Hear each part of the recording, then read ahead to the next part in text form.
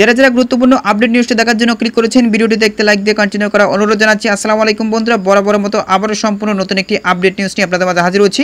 প্রিয় বন্ধুরা, অবশেষে এমপিওভুক্ত শিক্ষক কর্মচারীদের জুন মাসের বেতন কবে দিবে জানালো মাউসি। আজকের আপডেট নিউজটি খুবই গুরুত্বপূর্ণ। আজকের আপডেট নিউজটির মাধ্যমে এই সংক্রান্ত বিস্তারিত তথ্য দেখে নেওয়ার চেষ্টা করব।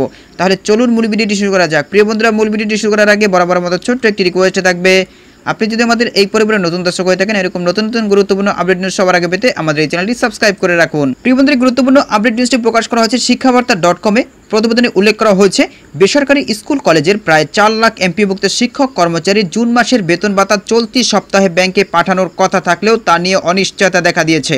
অর্থ মন্ত্রণালয় অনুমোদন এবং চিফ অ্যাকাউন্টস অফিস বেতনের অর্থ অনুমোদনে বিলম্ব করলে আগামী সপ্তাহে বেতন পাওয়ার সম্ভাবনা রয়েছে। রবিবার মাধ্যমিক ও উচ্চশিক্ষা অধিদপ্তরের এডুকেশন ম্যানেজমেন্ট ইনফরমেশন সিস্টেম EMISL-এর কর্মকর্তারা গণমাধ্যমকে এমনটি জানিয়েছেন। EMISL-এর কর্মকর্তা জানিয়েছেন, জুন মাসের বেতনের প্রস্তাব ইতিমধ্যে মন্ত্রণালয়ে পাঠানো হয়েছে। তবে সাপ্তাহিক ছুটি এবং আজ সরকারি ছুটি থাকায় অর্থ মন্ত্রণালয় কোনো কাজ করতে পারেনি।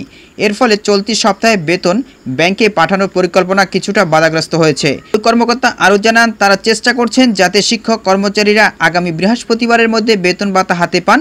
এই বিষয়ে অর্থ ও শিক্ষা মন্ত্রণালয়ের কর্মকর্তাদের সঙ্গে নিয়মিত যোগাযোগ রাখা হচ্ছে। উল্লেখ্য, সরকারি কর্মকর্তা কর্মচারীরা EFTর মাধ্যমে বেতন ভাতা পেলেও বেসরকারি এমপিওভুক্ত শিক্ষক কর্মচারীদের বেতন এতদিন 8টি রাষ্ট্রায়ত্ত ব্যাংকের মাধ্যমে অ্যানালগ পদ্ধতিতে বিতরণ করা হতো, যা শিক্ষকদের জন্য ভোগান্তির কারণ ছিল।